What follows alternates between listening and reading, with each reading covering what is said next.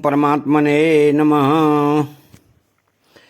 श्रेयो हि ज्ञानाभ्यासात् ज्ञानाद् विशिष्यते ध्यानात् कर्मफल त्यागाख्यान्तरम।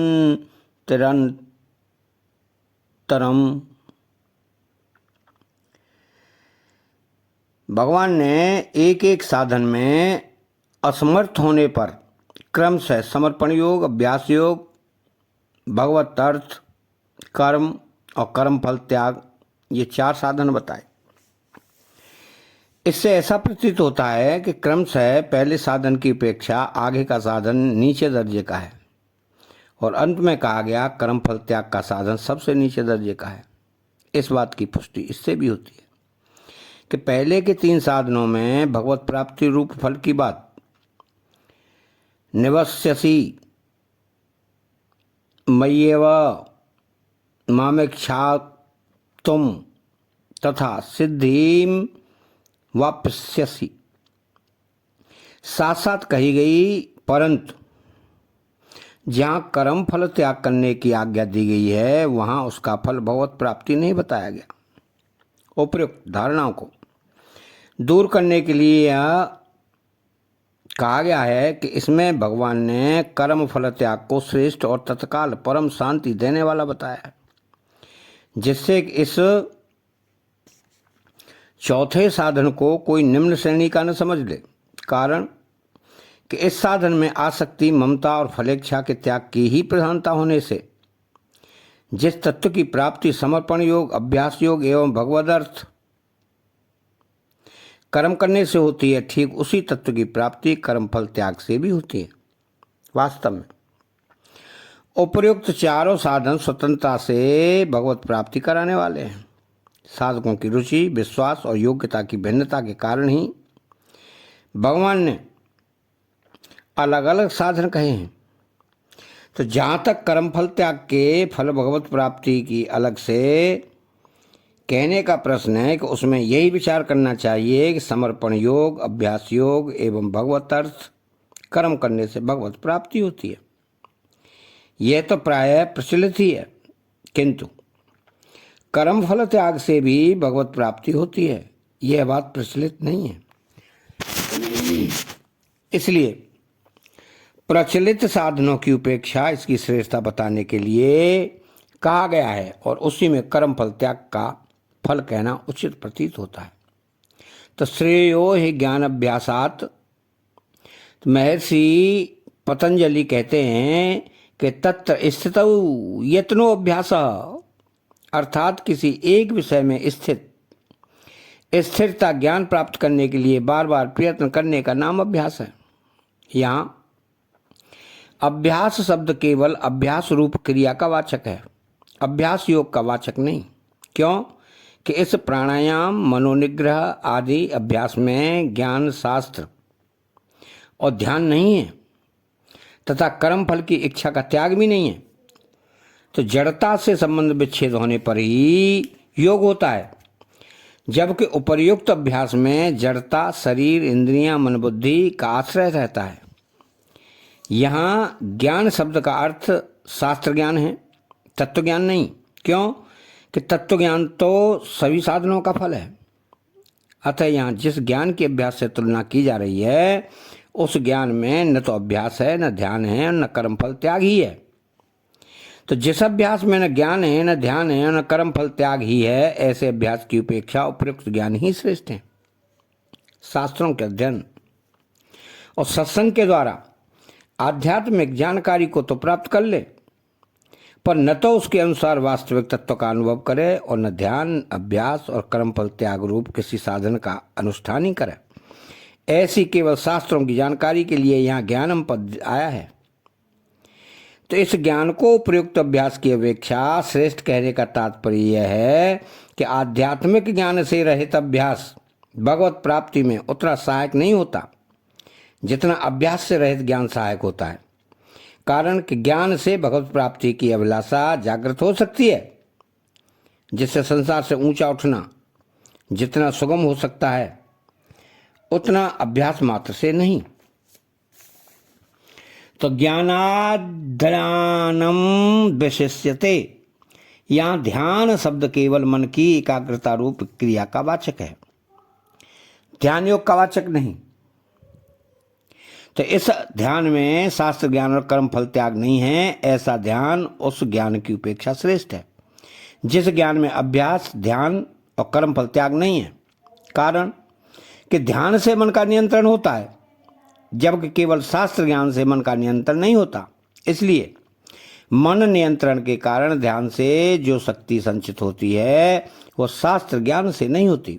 यदि साधक उस शक्ति का सदुपयोग करके परमात्मा की तरफ बढ़ना चाहे तो जितनी सुगमता उसको होगी उतनी शास्त्र ज्ञान वाले को नहीं। इसके साथ साथ ध्यान करने वाले साधक को अगर वह शास्त्र का अध्ययन करे तो मन की एकाग्रता के कारण वास्तविक ज्ञान की प्राप्ति बहुत सुगमता से हो सकती है, जबकि केवल शास्त्राध्यायी साधक को चाहने पर भी मन की चंचलता के कारण ध्यान लगाने में कठिनता होती है। तो आजकल भी देखा जाए तो शास्त्र का अध्ययन करने वाले आदमी जितने मिलते हैं उतने मन की एकाग्रता के लिए उद्योग करने वाले नहीं मिलते। तो ध्यानात् कर्म फल त्याग, ज्ञान और कर्म फल त्याग से रहित ध्यान की उपेक्षा ज्ञान और ध्यान से रहित कर्म फल त्याग श्रेष्ठ है।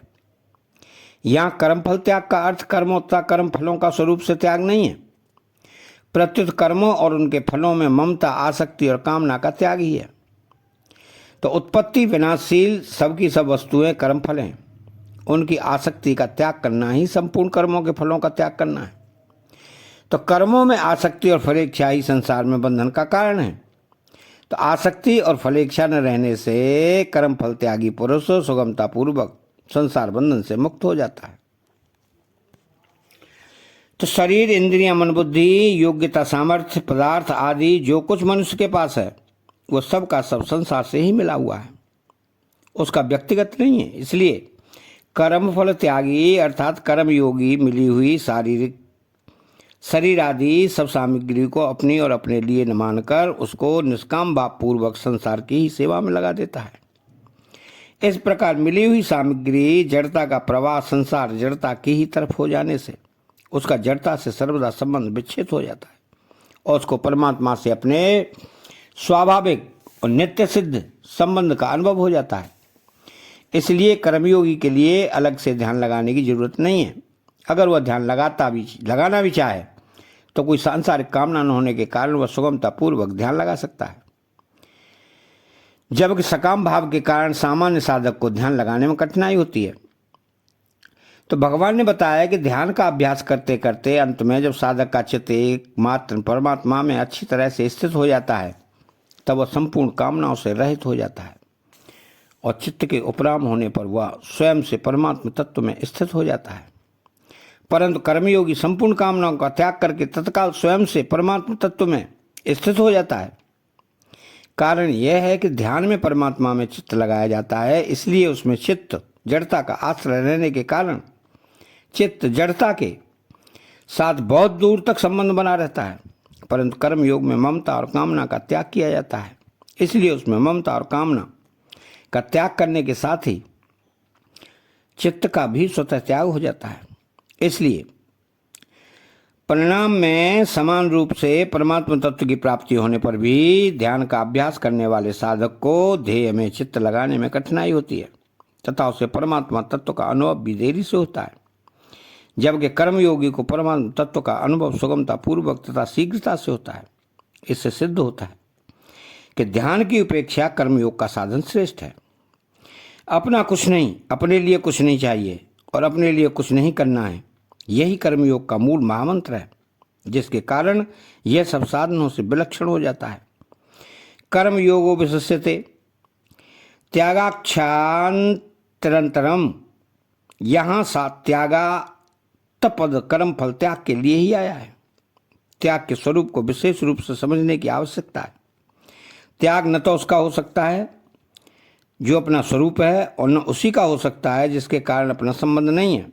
जैसे अपना स्वरूप होने के कारण प्रकाश और उष्णता से सूर्य का वियोग नहीं हो सकता और जिसके वियोग नहीं हो सकता उसका त्याग करना असंभव है।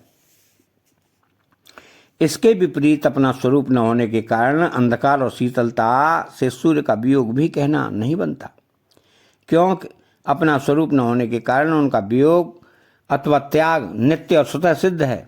इसलिए वास्तव में त्याग उसी का होता है जो अपना नहीं है, पर भूल से अपना मान लिया गया है। जीव स्वयं चेतन और अविनाशी है तथा संसार जड़ और विनाशी है। जीव मूल से अपने अंशी परमात्मा को भूलकर विजातीय संसार को अपना मान लेता है। इसलिए संसार से माने हुए संबंध का ही त्याग करने की आवश्यकता है। त्याग असीम होता है। संसार के संबंध में तो सीमा होती है, पर संसार के त्याग संबंध विच्छेद में सीमा नहीं होती। तात्पर्य है कि जिन वस्तुओं से हम अपना संबंध जोड़ते हैं उन वस्तुओं की तो सीमा होती है, पर उन वस्तुओं का त्याग असीम होता है। त्याग करते ही परमात्मा तत्व की प्राप्ति हो जाती है। परमात्मा तत्व की प्राप्ति भी असीम होती है, कारण कि परमात्मा तत्व देश काल वस्तु व्यक्ति आदि की सीमा से रहित है। सीमित वस्तुओं के मोह के कारण ही उस असीम परमात्मा तत्व का अनुभव नहीं होता। तो कर्म फल त्याग में संसार से माने हुए संबंध का त्याग हो जाता है। इसलिए यहाँ त्यागात पद कर्म और उसके फलों संसार के साथ भूल से माने हुए संबंध का त्याग करने के अर्थ में ही आया है। यही त्याग का वास्तविक स्वरूप है। तो त्याग के अंतर्गत जप भजन ध्यान समाधि आदि के फल का त्याग भी समझना चाहिए, कारण कि जब तक जप भजन ध्यान समाधि अपने लिए की जाती है तब तक व्यक्तित्व बना रहने से संबंध बंधन बना रहता है। अतः अपने लिए किया हुआ ध्यान समाधि आदि भी बंधन ही है। इसलिए किसी भी क्रिया के साथ अपने लिए कुछ भी चाह न रखना ही त्याग है। तो वास्तविक त्याग में त्याग वृत्ति से भी संबंध विच्छेद हो जाता है। यहाँ शांति पद का तात्पर्य परम शांति की प्राप्ति है। इसी में भगवत प्राप्ति कहते हैं। तो अभ्यास ज्ञान और ध्यान तीनों साधनों से वस्तुतः कर्म फल त्याग रूप साधन श्रेष्ठ है। तो जब तक साधक में फल की आसक्ति रहती है तब तक वह जड़ता का आश्रय रहने से मुक्त नहीं हो सकता। इसलिए फलासक्ति के त्याग की जरूरत अभ्यास ज्ञान और ध्यान तीनों ही साधनों में। जड़ता अर्थात उत्पत्ति विनाशील वस्तुओं का संबंध ही अशांति का खास कारण है। तो कर्म फल त्याग अर्थात कर्म फल योग में आरंभ से ही कर्मों और उनके फलों में आसक्ति का त्याग किया जाता है। इसलिए जड़ता का संबंध रहने से कर्मयोगी को शीघ्र परम शांति की प्राप्ति हो जाती है। कर्म फल त्याग संबंधी विशेष बात। कर्म फल त्याग कर्मयोग का ही दूसरा नाम है, कारण कि कर्मयोग में कर्म फल त्याग ही मुख्य है। यह कर्मयोग भगवान श्री कृष्ण के अवतार से बहुत पहले ही लुप्त प्राय हो गया था। तो भगवान ने अर्जुन को निमित्त बनाकर कृपा पूर्वक इस कर्मयोग को पुनः प्रकट किया।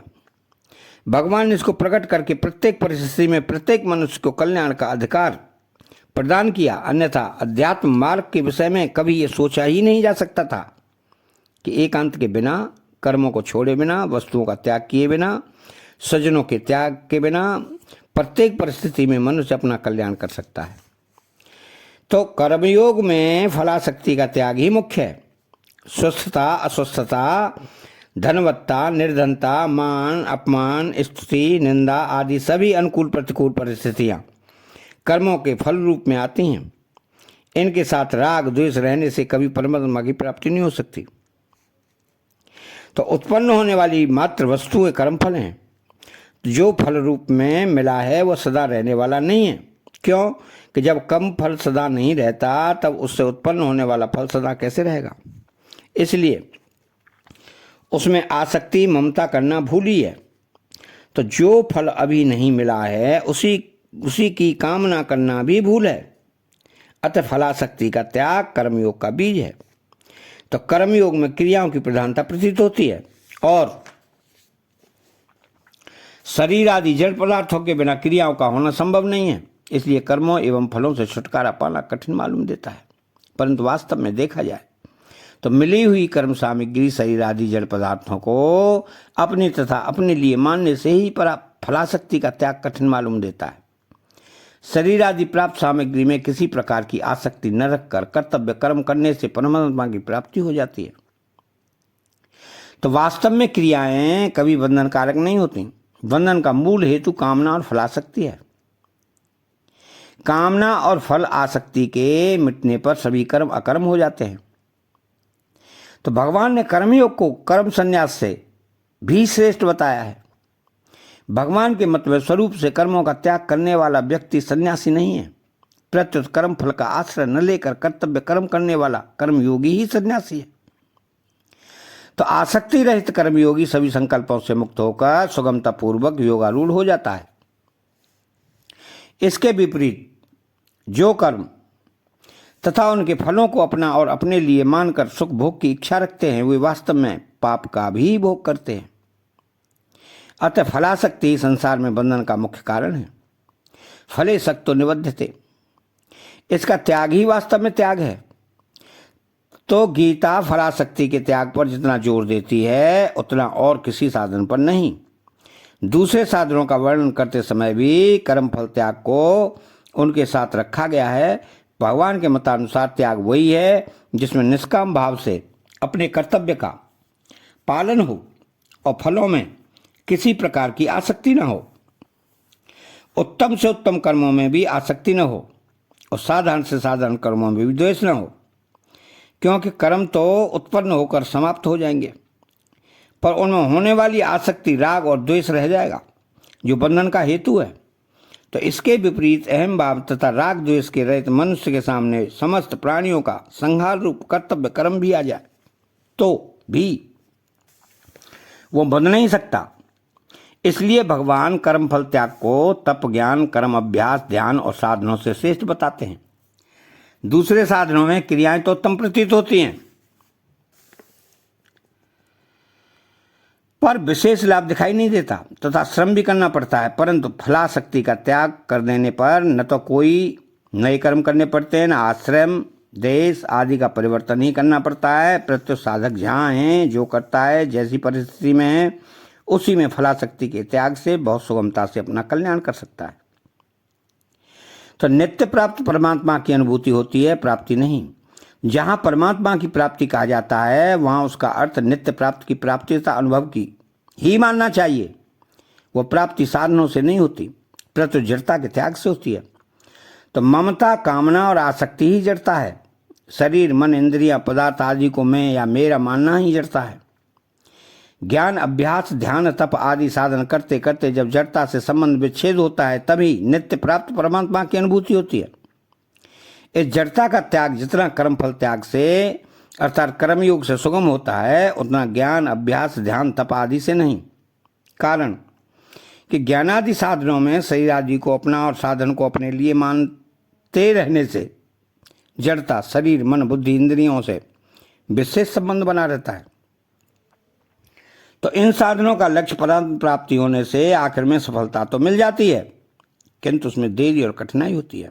परंतु कर्म योग में आरंभ से ही जड़ता के त्याग का लक्ष्य रहता है। तो जड़ता का संबंध ही नित्य प्राप्त परमात्मा की अनुभूति में प्रधान बाधा है। यह बात अन्य साधनों में स्पष्ट प्रतीत नहीं होती। तो जब साधक यह दृढ़ निश्चय कर लेता है कि मेरे को कभी किसी परिस्थिति मन वाणी अथवा क्रिया से चोरी झूठ व्यभिचार हिंसा छल कपट अभक्ष्य भक्षण आदि कोई शास्त्र विरुद्ध कर्म नहीं करने हैं, तब उसके द्वारा स्वतः वे कर्म होने लगते हैं। साधक को निषिद्ध कर्मों के त्याग का ही निश्चय करना चाहिए, न कि विहित कर्मों को करने का। कारण कि अगर साधक विहित कर्मों को करने का निश्चय करता है तो उसमें विहित कर्म करने का अभिमान आ जाएगा, जिससे उसका अहम सुरक्षित रहेगा। विहित कर्म करने का अभिमान रहने से निषिद्ध कर्म होते हैं, परंतु मैं निषिद्ध कर्म नहीं करूँगा इस निषेधात्मक निश्चय में किसी योग्यता सामर्थ्य की उपेक्षा न रहने के कारण साधन में अभिमान नहीं आता। निषिद्ध कर्मों के त्याग में भी मूर्खता से अभिमान आ सकता है। अभिमान आने पर विचार करें कि जो नहीं करना चाहिए वो नहीं किया, तो उसमें विशेषता किस बात की। तो फल की कामना भी तभी होती है जब कुछ किया जाता है। जब कुछ किया ही नहीं, केवल निषिद्ध कर्म फल का त्याग ही किया है, तब फल की कामना क्यों होगी। अतः करने का अभिमान न रहने से फलासक्ति का त्याग स्वतः हो जाता है। फलाशक्ति का त्याग होने पर शांति स्वतः सिद्ध है। साधन संबंधी विशेष बात यह है कि भगवान ने जो 3 साधन अभ्यास योग, भगवदर्थ, कर्म और भगवत कर्म फल त्याग बताए हैं, विचार पूर्वक देखा जाए तो उनमें से कर्म फल त्याग को छोड़कर प्रत्येक साधन में शेष दोनों साधन भी आ जाते हैं। जैसे अभ्यास योग में भगवान के लिए भजन, नाम, जप आदि क्रियाएं करने से वो भगवत है ही, और नाशवान फल की कामना न होने से उसमें कर्म फल त्याग भी है। तो भगवत अर्थ कर्म में भगवान के लिए कर्म होने से अभ्यास योग भी है, और नाशवान फल की कामना न होने से कर्म फल त्याग भी है। तो वास्तव में साधक को सबसे पहले अपने लक्ष्य, ध्येय अथवा उद्देश्य को दृढ़ करना चाहिए। उसके बाद उसे यह पहचानना चाहिए कि उसका संबंध वास्तव में किसके साथ है। फिर चाहे कोई भी साधन करे, अभ्यास करे, भगवत तीर्थ कर्म करे अथवा कर्म फल त्याग करे, तो वही साधन उसके लिए श्रेष्ठ हो जाता है। तो जब साधक का यह लक्ष्य हो जाता है कि उसे भगवान को ही प्राप्त करना है, और वह यह भी पहचान लेगा कि अनादिकाल से उसका भगवान के साथ स्वतः संबंध है, तब कोई भी साधन उसके लिए छोटा नहीं रह जाएगा। किसी साधन का छोटा या बड़ा होना लौकिक दृष्टि से ही है, वास्तव में मुख्यता उद्देश्य की ही है। अतः साधक को चाहिए कि वह अपने उद्देश्य में कभी किंचित मात्र भी शिथिलता न आने दे। किसी साधन की सुगमता तथा कठिनता साधक की रुचि और उद्देश्य पर निर्भर करती है। रुचि और उद्देश्य एक भगवान का होने से साधन सुगम होता है, तथा रुचि संसार की और उद्देश्य भगवान का होने से साधन कठिन हो जाता है। जैसे भूख सबकी एक ही होती है, भोजन करने का तृप्ति का अनुभव भी सबको एक ही होता है, पर भोजन की रुचि सबकी भिन्न भिन्न होने के कारण भोज्य पदार्थ भी भिन्न भिन्न होते हैं। इसी तरह साधकों की रुचि, विश्वास और योग्यता के अनुसार साधन भी भिन्न भिन्न होते हैं, पर भगवान की अप्राप्ति का दुख तथा भगवत प्राप्ति की अभिलाषा, भूख सभी साधकों में एक ही होती है। साधक चाहे किसी भी श्रेणी का हो न हो, साधन की पूर्णता के बाद भगवत प्राप्ति आनंद की अनुभूति भी सबको एक जैसी होती है। तो इस प्रकरण में अर्जुन को निमित्त बनाकर भगवान ने मनुष्य मात्र के कल्याण के लिए 4 साधन बताए हैं। समर्पण योग, अभ्यास योग, भगवान के लिए ही संपूर्ण कर्मों का अनुष्ठान और सर्वफल कर्म त्याग। यद्यपि चारों साधनों का फल भगवत प्राप्ति ही है, तथापि साधनों में रुचि, श्रद्धा, विश्वास और योग्यता की भिन्नता के कारण ही भिन्न भिन्न साधनों का वर्णन हुआ है। तो वास्तव में चारों ही साधन समान रूप से स्वतंत्र और श्रेष्ठ हैं। इसलिए साधक को भी साधन अपनाए उसे उस साधन को सर्वोपरि मानना चाहिए। अपने साधन को किसी भी तरह हीन, निम्न श्रेणी का नहीं मानना चाहिए, और साधन की सफलता भगवत प्राप्ति के विषय में कभी निराश भी नहीं होना चाहिए, क्योंकि कोई भी साधन निम्न श्रेणी का नहीं होता। अगर साधक का एकमात्र उद्देश्य भगवत प्राप्ति हो, साधन उसकी रुचि, विश्वास तथा योग्यता के अनुसार हो,